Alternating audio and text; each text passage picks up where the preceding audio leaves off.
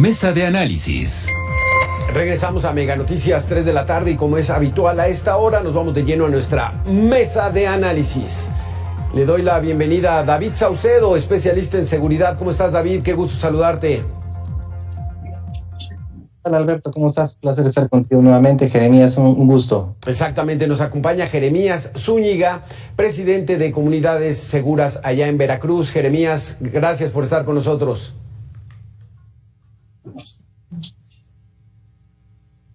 Ahí estamos. Entonces, empezamos contigo, David. Vamos a hablar particularmente Buenas tardes, Alberto, David, un saludo a todo el auditorio. Muchísimas gracias, Jeremías. Vamos a hablar particularmente, David, de las protestas y los bloqueos. O sea, la sociedad está harta de la impunidad, harta de la injusticia, harta de que no le hagan caso en la fiscalía y entonces decide llamar la atención bloqueando avenidas, causando caos vial. ¿Por qué llegamos a ese recurso, David? Sí, hay dos posturas con relación a las manifestaciones de protesta frente a actos de autoridad que se realizan o actos de autoridad que no se ejecutan. En primer término está la postura de quienes respaldan de manera sistemática las posibilidades de que la sociedad civil salga a manifestarse. Sin embargo, como es de todos conocido, varios de estos movimientos que pueden tener una causa legítima, eventualmente son bandera de grupos políticos, de personajes que tratan de llevar agua a su molino para salir airosos en las contiendas electorales. No le quita legitimidad a las causas de la protesta. Sin embargo, sí genera un factor de discusión y de crítica, porque muchos movimientos sociales que no encuentran efectivamente un cauce jurídico para poder ser resueltos, en ocasiones son utilizados para proyectos políticos personales. Del otro lado están quienes sistemáticamente niegan esta posibilidad, se resisten a que haya cualquier tipo de expresión de protesta civil pacífica, consideran que hay cauces institucionales para que ésta se pueda dar y definitivamente no es el caso. Lo cierto es que las manifestaciones van a continuar, van a seguir, no es algo que no se pueda cortar. Es una discusión un poquito estéril de décadas en el caso de México. Lamentablemente ahora estamos viendo también las imágenes que estás transmitiendo, protestas que no son tanto de la sociedad civil organizada, sino de grupos de crimen organizado que están utilizando los narcobloqueos para poder presionar a las autoridades y avanzar en sus objetivos criminales. Desde hace tiempo se ha intentado por distintos grupos políticos legislar lo que se vendría a ser este esquema de protestas, de manifestaciones en las calles, que no es algo que se pueda realizar, porque tendría que haber forzosamente alguien que tendría que darle una palomita o un tache para describir qué manifestación es legítima y cuál no, lo cual nos mete en una complicación realmente interesante. Vámonos a lo simple, David.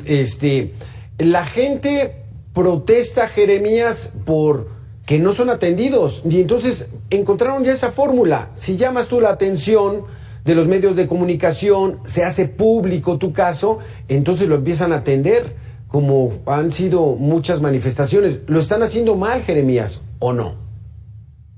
Bueno, hay que tener en cuenta que toda protesta es por la ineficacia e ineficiencia de los políticos, de los servidores públicos, porque una protesta difícilmente es espontánea. Antes de que se exprese en las calles la protesta, la manifestación, el cierre de avenidas, previamente hay un acercamiento con las autoridades para exigir algo.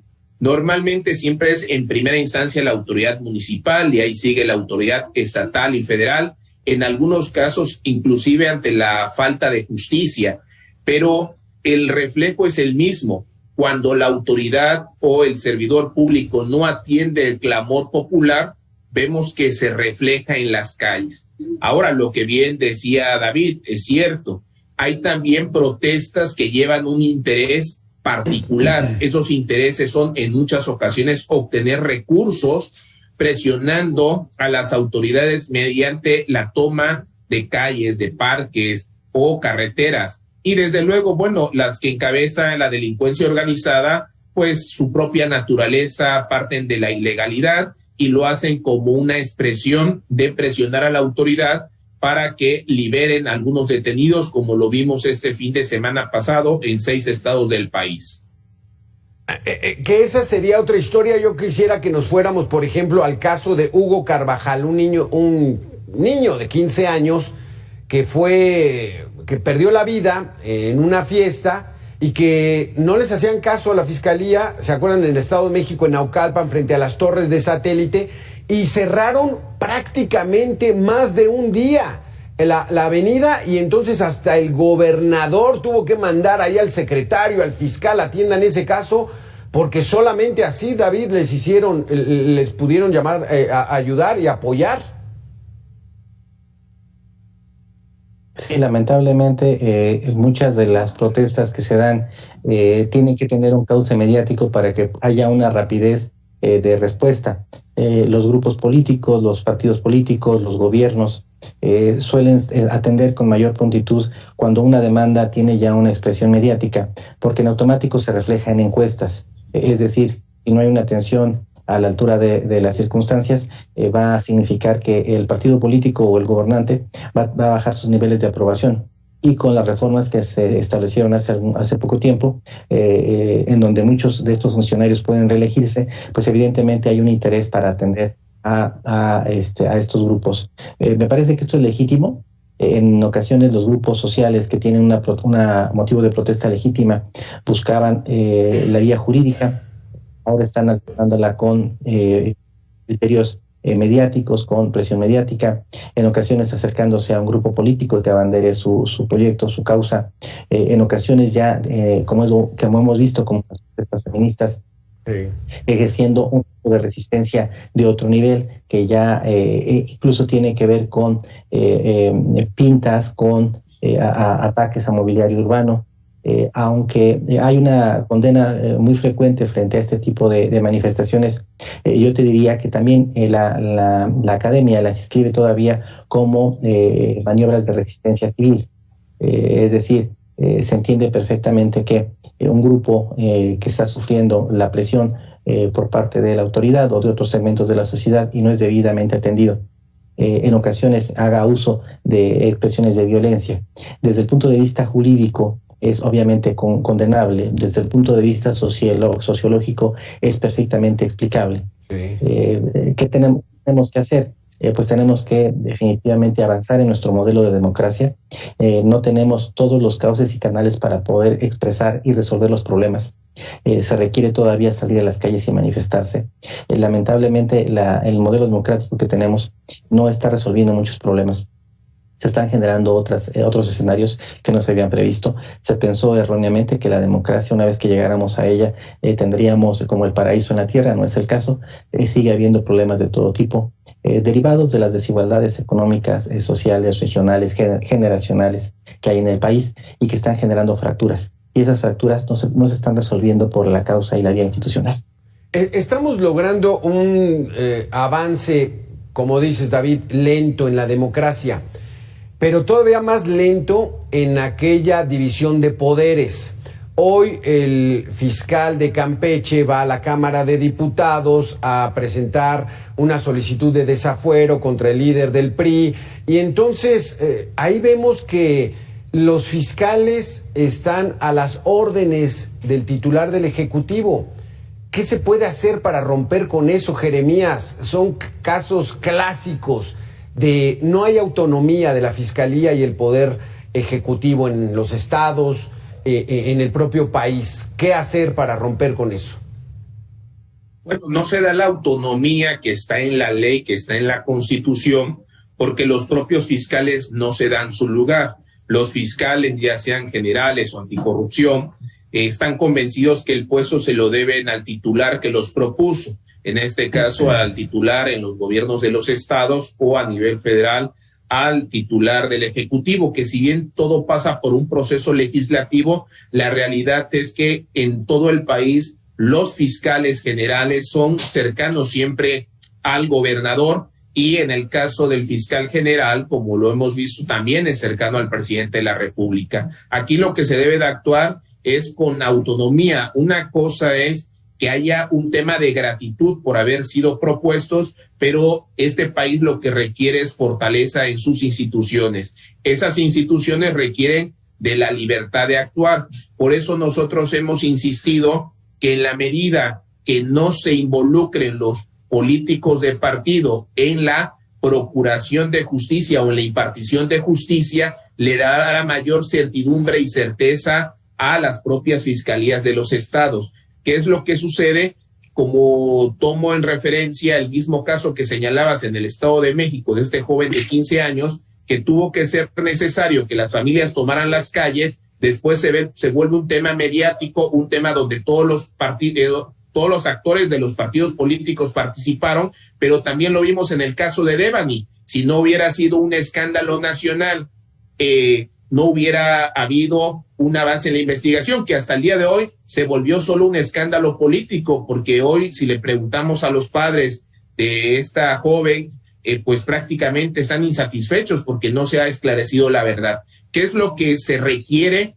Yo estoy y entiendo la situación de las protestas, del toma de las calles. Sin embargo, yo les recomendaría a todas las personas que antes de tomar una calle presenten por escrito ante la dependencia que ellos estén demandando la atención con fundamento en el 8 de la Constitución, el derecho de petición, que presenten siempre un escrito. Es importante tener un acuse donde nos recibieron para demostrar que no fueron atendidos, porque esto nos da una alternativa, nos da la alternativa del juicio del amparo y también nos da la salida de denunciar ante las fiscalías a los servidores públicos por incumplimiento de un deber legal.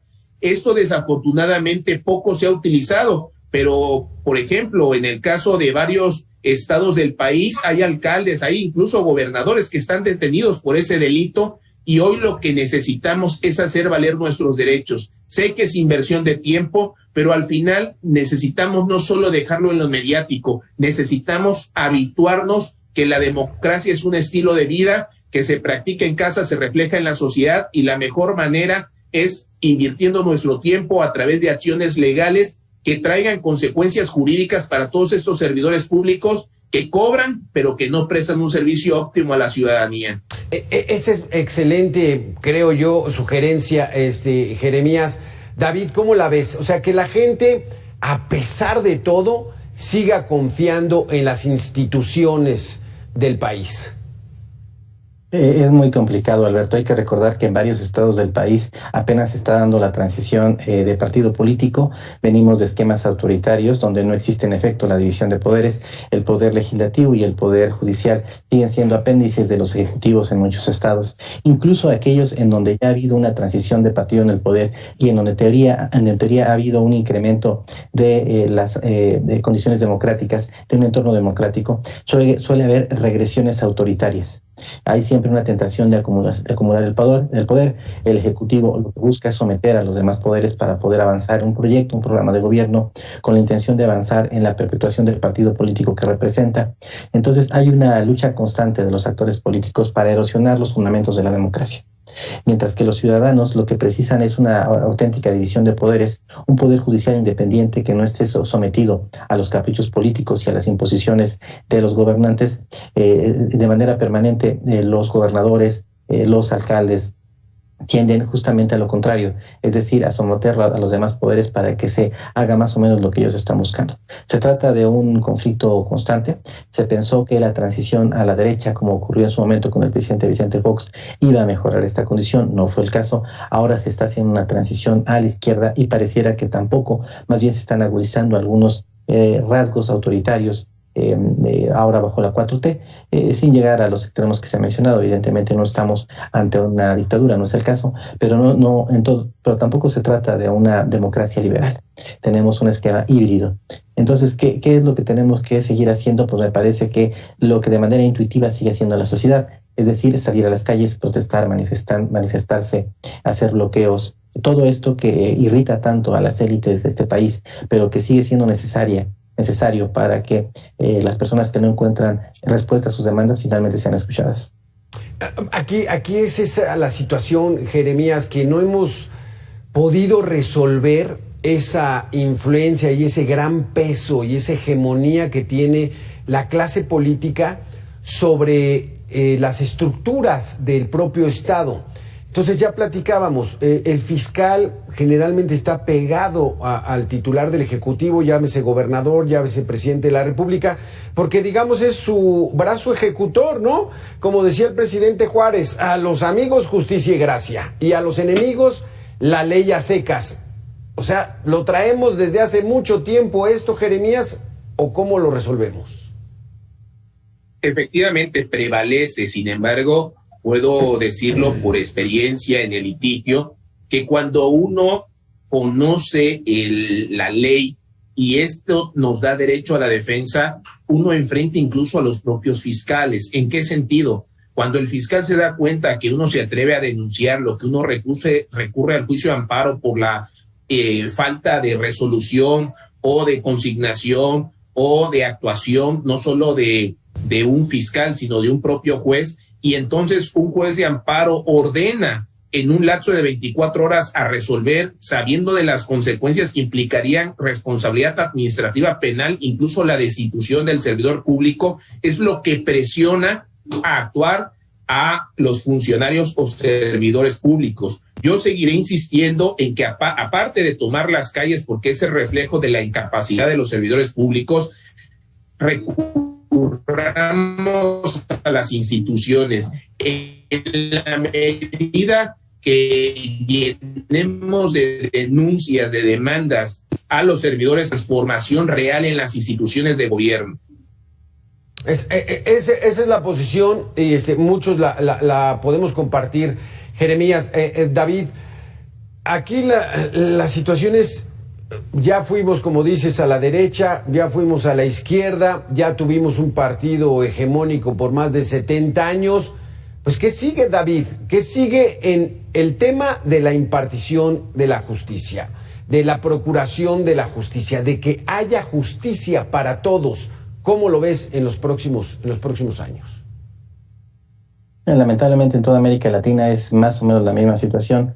Tenemos regímenes que son piramidales, presidenciales, en donde este híbrido que inventaron en alguna ocasión las democracias occidentales de división de poderes no se adapta con facilidad a América Latina. Es algo muy complicado, ha habido cantidad de teorías a este respecto, incluso algunas que tienen que ver con factores de cultura política, es decir, por ejemplo, los países angloparlantes tienen una facilidad para adaptarse a estos esquemas democráticos, mientras que los países hispanohablantes tienen una característica diferente, sobre todo por el pasado colonial, por una serie de situaciones de distinto tipo, por un tema de hegemonía de potencias extranjeras, distintos factores que se han articulado para que la división de poderes no acabe de cuajar.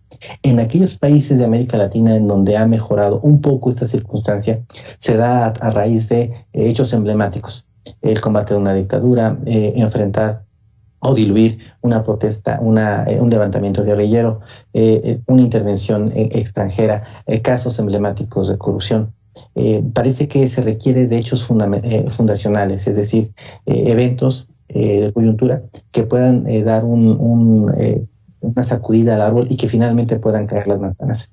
Pero aquí en México, por ejemplo, nunca se ha observado corrupción a ningún presidente de la República. Mientras que en América Latina, en Brasil, en Argentina, hay casos, en Honduras recientemente, incluso el expresidente hondureño fue extraditado a los Estados Unidos acusado por cargos de corrupción y de narcotráfico. Un caso así nunca ha habido en México. Y se requiere realmente que haya sacudidas de este nivel para que pueda haber un efecto, como dice el presidente Andrés Manuel, de arriba hacia abajo. Pero como no ha habido, no se ha sentado ningún presidente importante, uno que pudo haber ocurrido habría sido el juicio en contra del general Cienfuegos, no en México, sino en los Estados Unidos. Ya sabemos en qué terminó. El general Cienfuegos finalmente fue devuelto a México y no purgó ninguna condena y está en libertad. ¿Qué es lo que necesitamos? Pues que haya con el tiempo un manejo de lo que se para poder avanzar positivamente en estos casos. Y lo vimos ahí en la Guelaguetza, David, ya muy quitado de la pena, en fin. Qué interesante recordar con ustedes, la República está conformada por 3 poderes divididos, el Ejecutivo, el Legislativo y el Judicial, que habría que respetarlos, y mejor los respetan en otros países que tienen menos tiempo con democracia que la nuestra. Qué complicada situación tenemos. Gracias, David Saucedo, por estar con nosotros. Gracias, Jeremías Zúñiga, por haber estado con nosotros. Muy interesantes sus conceptos. Muchas gracias, Alberto. Gracias siempre por la invitación.